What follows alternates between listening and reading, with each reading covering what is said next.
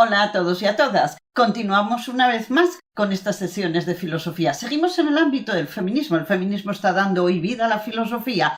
Hoy concretamente vamos a hablar de Angela Davis. Vamos a entrar en un diálogo con José Antonio Méndez. Ya verás cómo os acabamos transmitiendo su pensamiento.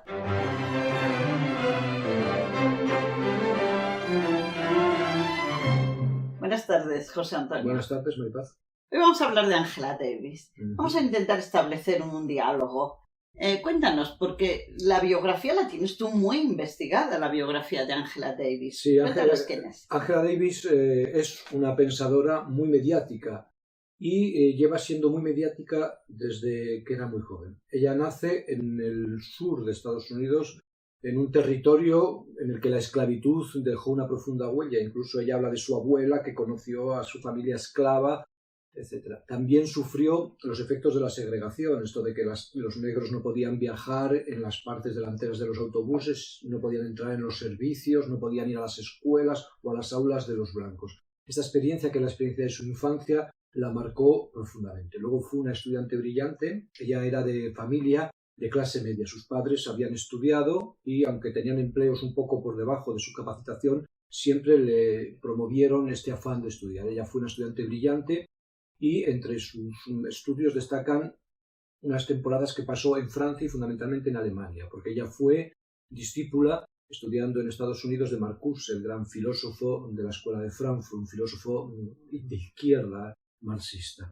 Ello hizo que ella quisiera ir a Alemania, estudió con Adorno, estuvo a punto de hacer la tesis con él. Lo que pasa es que su compromiso político le hizo sentir que tenía que volver a Estados Unidos, porque estamos en los años 60, principios de los 70, años de una gran agitación social, la guerra de Vietnam, los movimientos negros, ¿no? El movimiento del Black Power, del poder negro, el nacimiento de los Panteras Negras, una época de gran efervescencia en la que ella participó plenamente, porque ella era una mujer muy comprometida. Ella encontraba siempre tiempo para luchar por cualquier causa, sea referida a la negritud, sea referida a la mujer, sea referida al socialismo.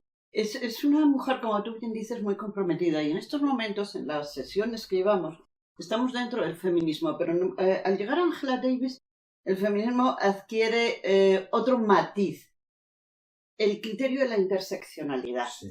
Es decir, con este criterio se quiere abarcar varias secciones donde las mujeres pueden estar oprimidas y le tenemos que añadir otros factores de opresión. Lo vimos con las mujeres marxistas, cuando decían, es que la mujer, no podemos hablar de mujer en general, pero tenemos que hablar de mujer trabajadora. Y ahora nos dirá Angela Davis, sí, tenemos que hablar de mujer trabajadora y negra. Confluyen más intersecciones. Por eso escribió esta obra, fíjate qué título, Mujeres, Raza y Clase. Por lo tanto, aparece una aportación nueva dentro del feminismo, pero no solo dentro del feminismo, pienso yo, sino que dentro de la filosofía en general, porque el sujeto, que no es el sujeto neutro, genérico, universal, porque no existe, sí. Ahora el sujeto de la filosofía tiene un factor más. Hay que tener en cuenta la raza y todo lo que ello supone, que tú bien sabes. Sí, además ella hace gran parte de su aprendizaje estudiando el nacimiento del feminismo, estudiando los movimientos abolicionistas que buscaban el fin de la esclavitud, en su experiencia en la cárcel, porque ella estuvo en la cárcel con 24 años, 25 años, por un asesinato que se hizo con un arma que ella había sido suya. Es una mujer que aprovecha todas sus experiencias para reflexionar profundamente. Entonces ella se da cuenta que la mujer negra, por ejemplo, y el hombre negro no encajan directamente, siendo ella socialista y siendo feminista, con el arquetipo del trabajador o el arquetipo de la mujer, porque históricamente los iniciadores de los movimientos emancipatorios fueron mujeres blancas de clase alta o mujeres socialistas de clase baja, o fueron hombres de clase media, de clase alta, etc. O también dentro de la negritud hay momentos en los que los varones adoptan posturas machistas. Entonces ella tiene esto muy claro, y tiene muy claro una cosa que es muy importante, que es el papel histórico de la mujer negra esclavizada, como una mujer que introduce un matiz que se escapa de las categorías del primer feminismo tradicional, blanco, etc. Esta mujer que no participó en la estructura del arquetipo de la mujer del siglo XIX, esta mujer que estaba en casa, que se dedicaba al cuidado del hogar y a tener hijos, sino que fue una mujer que trabajó como esclava tanto como el varón esclavo, que en su casa, igual que el varón, encontraba su privacidad, su sitio de paz y estaba en igualdad de condiciones con un varón que aceptaba el trabajo en el hogar como parte de una emancipación pequeña.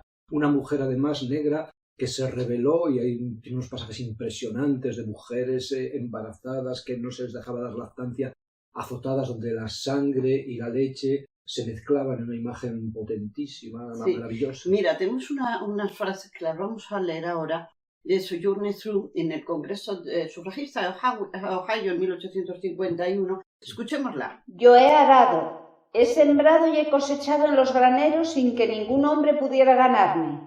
¿Y acaso no soy una mujer? Podía trabajar como un hombre y comer tanto como él cuando tenía la comida, y también soportar el látigo. ¿Y acaso no soy una mujer?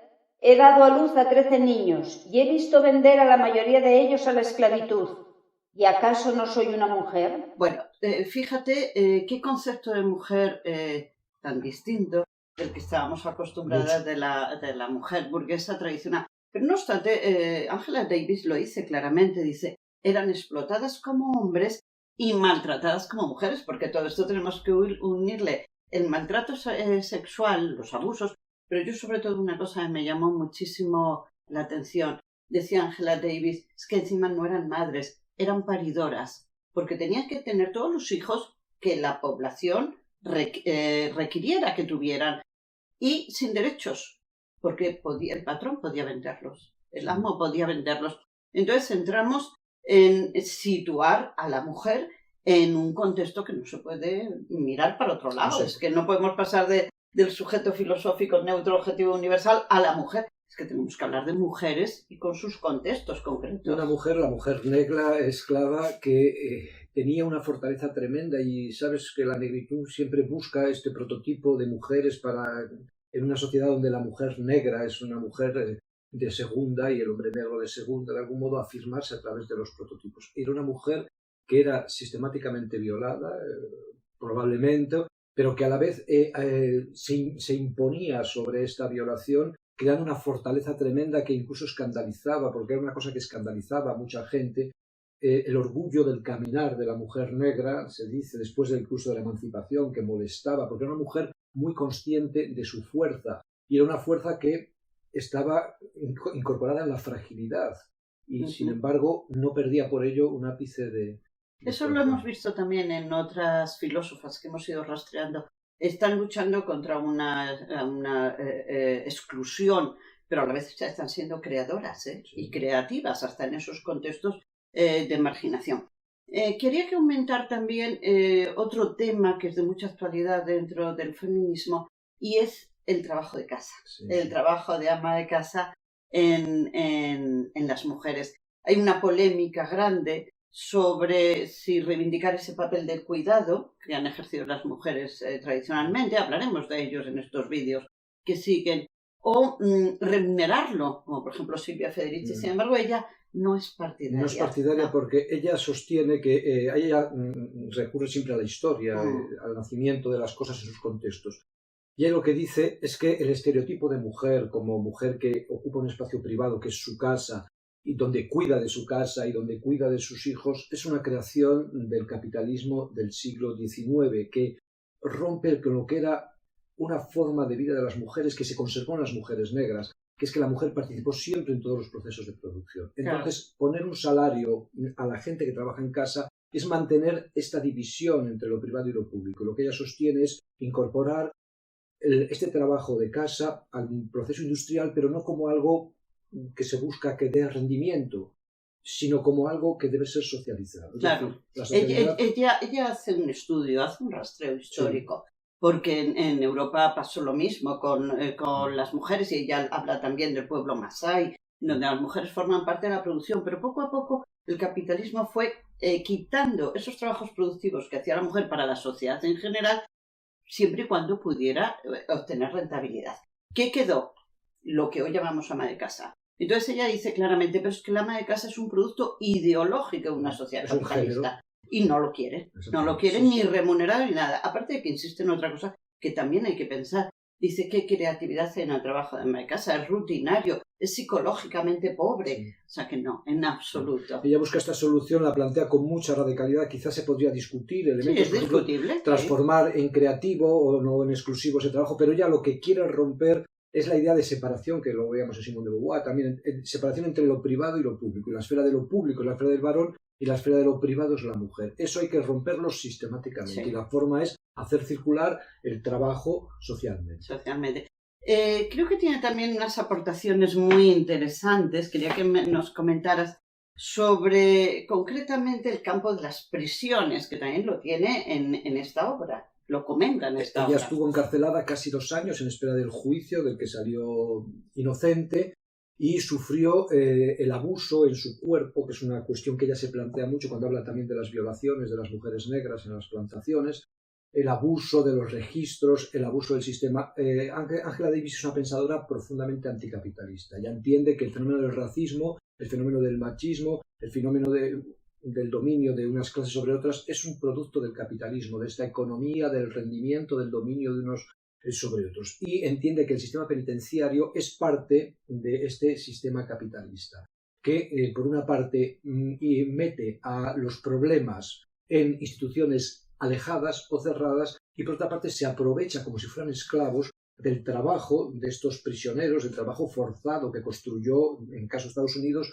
muchísimas infraestructuras, igual que en el caso de España. Entonces ella añade también el elemento racial a las prisiones, porque el hombre negro en Estados Unidos está siempre al borde de ser encarcelado de forma terrible, y hace una crítica a todo este sistema de castigo, de dominio de los cuerpos, de humillación, de esclavitud, con la imagen del esclavo en la plantación y con la imagen entonces de un capitalismo que busca obtener rendimiento, que busca mantener en rincones oscuros lo que son los verdaderos engranajes de un sistema que ella compara con el sistema militar. Se hablaba del complejo militar industrial, ella habla del complejo carcelario.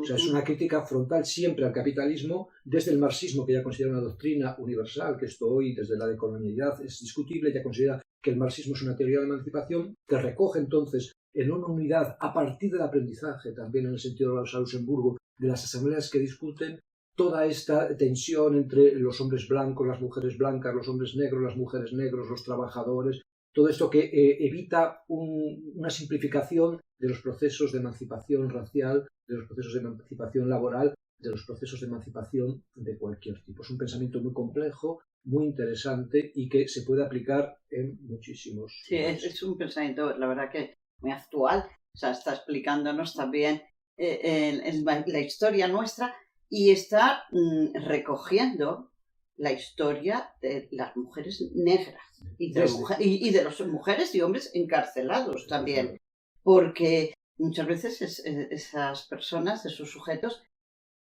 quedan sin historia, cuando son los que sujetan la historia. Exactamente, para ella la que sujeta la historia es la mujer negra, que es intrínsecamente trabajadora, que es intrínsecamente mujer y que es intrínsecamente negra.